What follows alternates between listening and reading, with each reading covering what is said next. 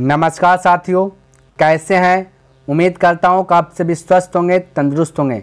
मैं भी स्वस्थ हूं। भगवान की कृपा से आप सभी का हर एक मनोकामना पूर्ण हो। तो क्लास स्टार्ट करते हैं मोटिवेशनल कोट्स के साथ। तो कहते हैं, हो अंधेरी रात चाहे जितनी बीत ही जाती है, अगर हौसला हो बुलंद तो रूठी किस्मत भी संवर जाती है। तैयार रहना आगे बढ़ने को हरदम मेरे दोस्त, देख मंजिल तुम्हें मिलने को बुलाती है। तो मेरे भाई आज के क्लास में सीखेंगे क्वेश्चन बैंक का, जो आपका क्लास 10th का 2015 में फर्स्ट सीटिंग यानी प्रथम पाली में जो पूछा गया आपका, उस पर डिस्कस होगा। जितना भी ऑब्जेक्टिव पूछा गया उस पर, उसके बाद आपका चलेगा सेकेंड सीटिंग भी चलेगा, है ना। तो चलिए मेरे भाई पहले इस पर देख लेते किस प्रकार से पूछा गया। आइए मेरे भाई देखिए प्रश्न क्या देगा। कहता है कि यदि अल्फा और बीटा द्विघात समीकरण के मूल्य x square plus x minus 2 equal 0 हो तो 1 बटे अल्फा प्लस 1 बटे बीटा का वैल्यू क्या होगा। तो मेरे भाई यदि आप 2011 से लेकर के 2015 तक आप देखते हुए आए हैं तो आपको पता होना चाहिए कि 1 बटे अल्फा प्लस 1 बटे बीटा का सूत्र क्या होता है, फॉर्मूला क्या होता है। और हमने इसको बेसिक तरीके से बताया था क्यों आया कैसे आया। तो इसका फॉर्मूला डायरेक्ट हमने बताया था मेरे भाई माइनस बी अपॉन सी होता है, ठीक है। तो बस माइनस बी अपॉन सी लगाइए, आपका राइट आंसर आ जाएगा माइनस बी अपॉन सी, ठीक है। ये याद कर लीजिए इसका फॉर्मूला, ये वाला बहुत वीवीआई प्रश्न है, ठीक है। ऑब्जेक्टिव पूछेगा ही, ऐसा नहीं को ऑब्जेक्टिव भी पूछ सकता है, 2 नंबर भी पूछ देगा, ठीक है। तो देखिए माइनस बी, तो पहला स्थान पे ए रहता है, दूसरा स्थान पे बी रहता है, तीसरा स्थान पे सी रहता है, ध्यान में रखना। तो देखिए आपका है मेरे भाई माइनस बी, तो माइनस बी के स्थान पे एक एक्स है, एक एक्स है तो एक्स को छोड़ के एक लिख लिए।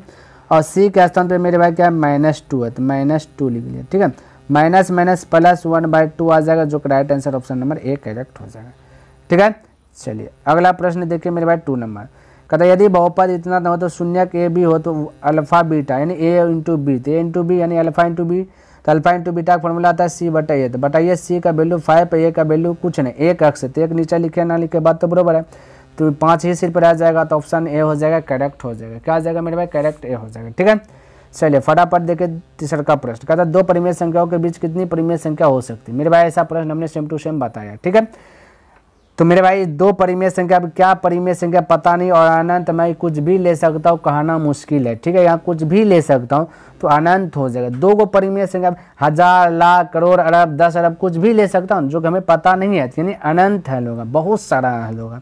हम कुछ और लेंगे, आप कुछ और अनंत कर दीजिएगा, और कोई और कुछ अनंत कर दीजिएगा, 2 को संख्या ले लीजिए उसका बीच में, तो कितनी परिमेय संख्या हो सकती है, अनंत परिमेय संख्या, ठीक है। सब कोई निकालेगा, अलग अलग निकालेगा आंसर, तो अनंत हो जाएगा, ठीक है। कहता किसी बारंबारता का बहुलक होता है, तो बहुलक किसको कहते हैं, बहुत सारा जो है। तो ऑप्शन है कम से कम मान या मध्यम मान या अधिकतम बारंबारता, इनमें से कोई नहीं। तो मेरे बहुत का मतलब बहुत ज़्यादा, तो बहुत ज़्यादा का मतलब अधिक होता है, तो अधिकतम बारंबारता, तो ऑप्शन नंबर सी करेक्ट हो जाएगा, ठीक है। देखिए मेरे भाई 5 नंबर प्रश्न। कहता है यदि समांतर चतुर्भुज, समांतर चतुर्भुज की सभी भुजाएं एक वृत्त को स्पर्श करती, कहता है सभी भुजा वृत्त को क्या करता है, स्पर्श करता है, वह समांतर चतुर्भुज होगा। तो मेरे भाई वह समांतर चतुर्भुज का आयत होगा, वर्ग होगा, समचतुर्भुज होगा या समलंब होगा। तो मेरे भाई इसका राइट आंसर होगा समचतुर्भुज। जब भी कोई वृत्त कोई वृत्त है ना, ये समचतुर्भुज को स्पर्श करेगा तो वो जो बनेगा मेरे भाई ये समचतुर्भुज होगा, ठीक है, ध्यान में रखना। तो यहाँ पे देखिए 6 नंबर कहता कि बिंदु इतना कि दूरी मूल बिंदु से, तो मूल बिंदु का फॉर्मूला क्या है मेरे भाई, रूट अंदर x square plus y square. तो 2 अक्स आपका 2 है, 2 का स्क्वायर की जगह 4 प्लस वाई आपका 3 है, 3 का स्क्वायर की जगह 9, 9 और 4 हो जाएगा 13, तो रूट 13, तो अंदर 13 से बाहर नहीं आएगा, यही रह जाएगा, तो ऑप्शन नंबर सी करेक्ट हो जाएगा। देखिए मेरे भाई 7 नंबर प्रश्न आपको क्या दिया, ठीक है। कहते हैं एक अर्धगोला का आयतन दिया गया इतना सेंटीमीटर क्यूब है, तो अर्धगोला का पृष्ठीय क्षेत्रफल। तो सबसे पहले आपको करना क्या, अर्धगोला का जो है कि आयतन दिया गया, और हम लोग जानते हैं अर्धगोला का आयतन होता है क्या मेरे भाई, अर्धगोला का आयतन होता है 2/3 पाई आर क्यूब। प्रश्न में दिया गया 19,404 है ना, 19,404। ये भी आयतन, इसलिए दोनों आपस में बैलेंस होगा, ठीक है। अब इसको कटाइए, क्या कीजिए, कटाउन छटाउन कीजिए। तो हम इस देखिए डायरेक्ट हम लिख देता हूँ 2/3 पाई का वैल्यू 22/7 गुना आर क्यूब बराबर हम कह सकते हैं क्या, 19,404। चलिए इसको कटाउन छटाउन करना, क्या करना, कटाउन छटाउन। तो मेरे भाई क्या से कैसे कैसे कटा दूँ, तो हम कह सकते हैं कि 2 से कटाइए, इसको 2 से कटाइए तो तो हम कह सकते हैं 9 दूना 18। देखिए कलर चेंज कर लेता हूँ ताकि आपको दिखे, ठीक है। चलिए 9 दूना 18 बचा 1, 2 7 14, 0 2 दूना 6, ठीक है। 22 से कटाइए, 22 से कटा 22 चौका 88 बचा कितने मेरे भाई 88, 2 90 9, फिर से 22 चौका 88, 1 22 से कम 22, ठीक है। अब यहाँ 7 या 21 हो जाएगा, तो बचेगा आर क्यू बराबर 21 गुना में जाए 21 गुना 441 को भी कह सकते हैं 21 गुना 21 कह सकते हैं, ठीक है। और 3 गो 21 है तो आर क्यू जाएगा तो आर बराबर 1 गो 21 बाहर निकल जाएगा, ठीक है, क्योंकि घन मूल निकलेगा तो 1 गो 21 का जाएगा बाहर हो जाएगा, ठीक है। तो हम कह सकते हैं आर का वैल्यू आ गया 21। अब अर्धगोला का क्षेत्रफल, तो अर्धगोला का क्षेत्रफल, अर्धगोला का लगाना पृष्ठीय क्षेत्रफल, ठीक है। तो अर्धगोला का पृष्ठीय क्षेत्रफल 3 पाई आर स्क्वायर होता है। क्या होता है मेरे भाई 3 पाई आर स्क्वायर अर्धगोला का कुल पृष्ठीय क्षेत्रफल होता है। यहाँ पे देखिए अर्धगोला का कुल पृष्ठीय क्षेत्रफल मेरे भाई यहाँ लिखने के लिए भूल गया, ठीक है। कुल पृष्ठीय क्षेत्रफल पूछा है, ठीक है। जब मिसप्रिंट हुआ हमें से हुआ मेरे भाई, ठीक है।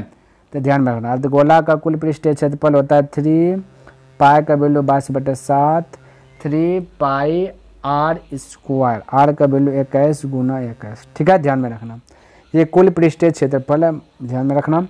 तो 7 से कटाइए 7 या 21 हो जाएगा, ठीक है। अब मल्टीपल कर दीजिए मेरे पास 22 या 66, 66 गुना 3 तो 3 या 9, 9 गुना 22 कर दीजिए 22 नमा 98 से 198 गुना 21 कर दीजिए 21 88 से हाथ बचा 16, 21 नमा 99 से 189 16 190 और 15 205, 205 करिए 0 हाथ बचा 20 21 20 41 4158, 4158 centimetre square, option number A correct हो जाएगा, ठीक है। तो इस प्रकार से हो जाएगा आपका आंसर है। देखिए अब मेरे भाई ये 8 नंबर प्रश्न देखिए क्या देगा, समझने का प्रयास कीजिए। कहता है निश्चित घटना की प्रायिकता होती है। निश्चित घटना की प्रायिकता क्या होती है, निश्चित घटना, तो निश्चित घटना की होगा प्रायिकता मेरे भाई 1, क्या होगा 1 होगा, माइंड में सेट कर लीजिए 1, यानी कि ऑप्शन नंबर ए करेक्ट हो जाएगा, ठीक है। चलिए अगला प्रश्न की बात करें तो यहाँ देखिए क्या देगा, कहता है 1 + 10 स्क्वायर थीटा, जिसका फॉर्मूला आता है सेक स्क्वायर थीटा, क्या आता है सेक स्क्वायर थीटा, तो ऑप्शन नंबर ए हो जाएगा करेक्ट, ठीक है। चलिए नेक्स्ट प्रश्न की बात करें 10 नंबर। देखिए मेरे भाई ये वाला प्रश्न है और इसको हल करना है। सबसे पहले ऑप्शन इसको सुधार लेते हैं मेरे भाई, ऑप्शन जो कि गड़बड़ा गया, ठीक है। 1 में तो ठीक है साइन π/3 6 कोट, ये भी आपका ठीक है, ठीक है। सी में है यहाँ पे मेरे भाई 6 है, क्या है 6 है, ध्यान में रखना। और डी ऑप्शन है कोट है मेरे भाई, क्या है कोट π/6, यहाँ भी 6 है, बस ध्यान में रखना क्या है मेरे भाई 6 है, ये ध्यान में रखना, यहाँ 6 है यहाँ भी 6 है, ठीक है।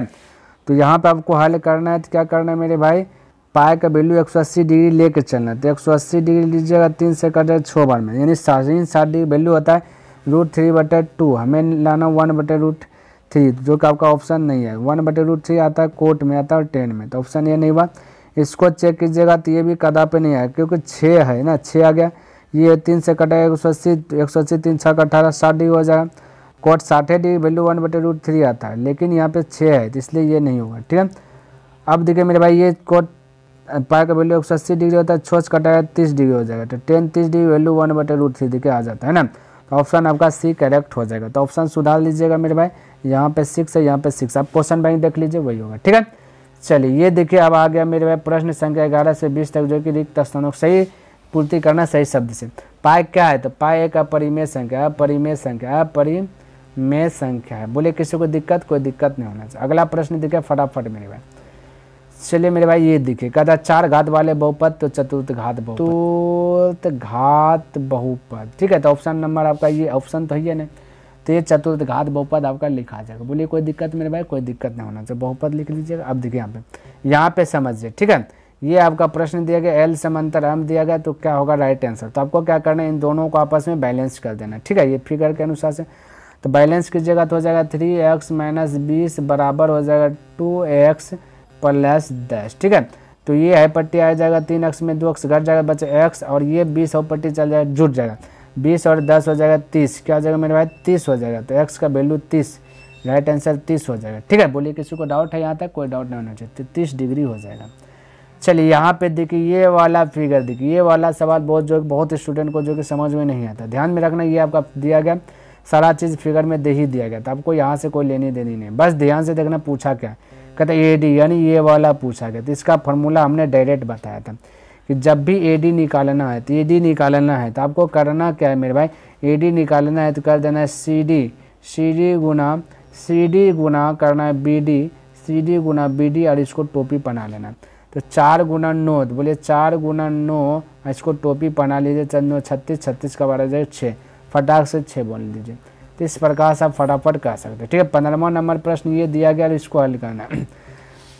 बोला मूल बिंदु से इतना इतना की दूरी क्या होगी। तो भाई मूल बिंदु से दूरी का फार्मूला आपको पता होना चाहिए।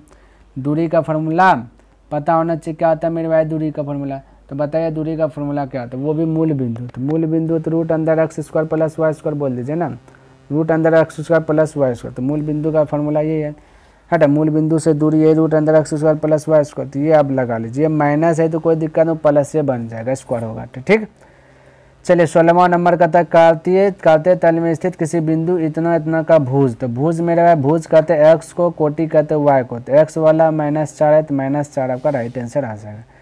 चलिए यहाँ देखिए 17वां नंबर कहता है यदि इतना इतना बराबर इतना तो ए का वैल्यू क्या होगा। तो बोलिए कॉस ए बराबर ये 2 पट्टी चल जाएगा तो √3/2 हो जाएगा, है ना। तो √3/2 कोस कितना डिग्री वैल्यू बोलिएगा सर जी, 30 डिग्री वैल्यू है। क्या बोलिएगा 30 डिग्री वैल्यू है, तो 30 डिग्री फटाक से आंसर बोल दीजिए ना। चलिए 18वां नंबर प्रश्न देखिए कहता है थीटा, तो इसको कटा लीजिए ना, तो 30 डिग्री हो जाएगा। तो 10 30 डिग्री का वैल्यू क्या होगा। तो 10 30 डिग्री वैल्यू आपको पता हो 1/√3 होता है। नहीं 30 डिग्री का था, थीटा का सन 30 रखे तो 10 30 डिग्री वैल्यू, तो 10 30 डिग्री वैल्यू तो आपको पता होना चाहिए 1/√3 होता है। ठीक है, चलिए अगला प्रश्न देखिए कहता है कि जब किसी अनुक्रम में पद किसी नियत के तहत लिखे जाते हैं तो उसे क्या करें। जब किसी को नियम अनुक्रम नियम के तहत लिखे जाते, सीरीज बाय सीरीज लिखे जाते हैं तो उसे समांतर श्रेणी कहते हैं, यानी AP कहते हैं ना, समांतर श्रेणी कहते हैं। क्या कहते हैं, समांतर श्रेणी, जिसको हम AP कहते हैं शॉर्ट में। ठीक है, चलिए 20वां नंबर प्रश्न देखिए कहता है वितरण में अधिकतम बारंबारता वाला वर्ग ...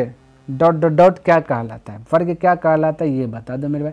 तो बहुलक कहलाता है ना, अधिकतम बारंबारता वाला वर्ग क्या कहलाता है, बहुलक कहलाता है। क्या कहलाता है, बहुलक कहलाता है। तो राइट आंसर हो जाएगा बहुलक। ठीक है, चलिए तो उम्मीद करता हूँ मेरे भाई जितना भी प्रश्न हमने बताया सभी प्रश्न आपको अच्छी प्रकार से लर्न हो गया होगा और पसंद भी आया होगा। यदि पसंद आए तो मेरे भाई इस वीडियो को दिल से लाइक कर दें और अभी तक सब्सक्राइब नहीं किया तो इस चैनल को सब्सक्राइब भी कर दें, हो सके तो अपने दोस्तों के साथ भी शेयर कर दें। कमेंट करके बताइए कि यह वीडियो आपको कैसा लगा। तो नेक्स्ट दिन मिलते हैं इनसे आगे लेकर के, तब तक के लिए धन्यवाद। जय हिंद, जय भारत।